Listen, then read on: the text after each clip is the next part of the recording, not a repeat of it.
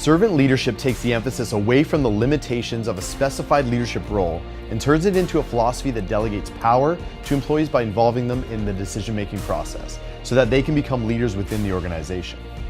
It's leadership with a mission to make employees feel less like employees and more like people contributing to something greater than themselves.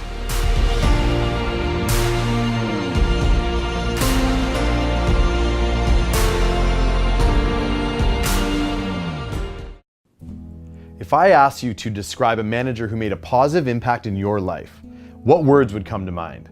Did that person lead with command and control, or did they lead with compassion and commitment? Were they a champion for productivity and performance, or growth and development? Most importantly, what didn't go unnoticed about how they exercised their power? Did it come from a place of ownership or a willingness to share? When we think about the leaders that have influenced our careers the most, we tend to resonate with those that gave us the opportunity to be a part of the decision-making process. It wasn't just about having a seat at the table. It was about being part of something where we felt that what we had to offer was valuable. It's a style of leadership that stands with a strong desire to see the people they believe in become better versions of themselves. It's someone who leads with a people-first, organization-second mindset. When we give this type of leadership a name, it's called servant leadership. It might be a term that you're unfamiliar with right now, but as you learn more about it, you'll begin to recognize similarities from previous experiences you've had with someone who treated you more like a business partner than an employee. Servant leadership takes the way we view leadership roles in organizations today and flips it on its head. Many leadership roles are perceived as someone who retains all the power and decision-making abilities, and then runs it through a system that delegates tasks to employees.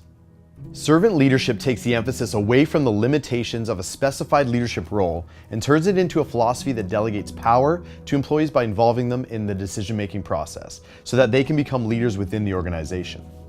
This philosophy also makes it a lot easier for someone to lead because more time and energy is spent working with employees to create opportunities for growth instead of managing expectations in an environment where roles are limited.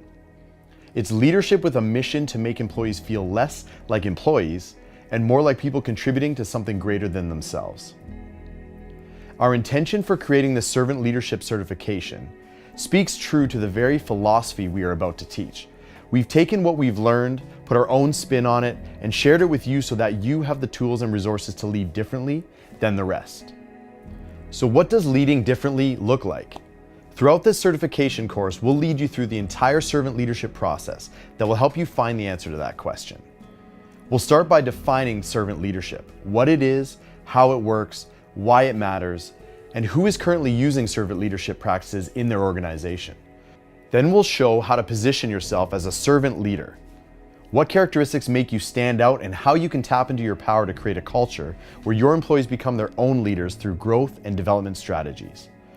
After you've gotten familiar with the definition of servant leadership, we're going to dive deeper into what it means through the 11 pillars of servant leadership. Each of these pillars represent the core values and beliefs of this philosophy and how you can put them into action. Then we'll take those 11 pillars and turn them into something called 3 circles of influence, where you can arrange and simplify everything into 3 categories: purpose, principles, and practices. Lastly, we'll learn about servant leadership's favorite word, intentionality. Intentionality is where purpose and practice collide to demonstrate how servant leadership can make a difference if you're clear on how it all plays out in the bigger picture. It's where we'll help you get really clear on your purpose and how you can bring it to life in a way that connects with the people you lead. The only question is, are you ready?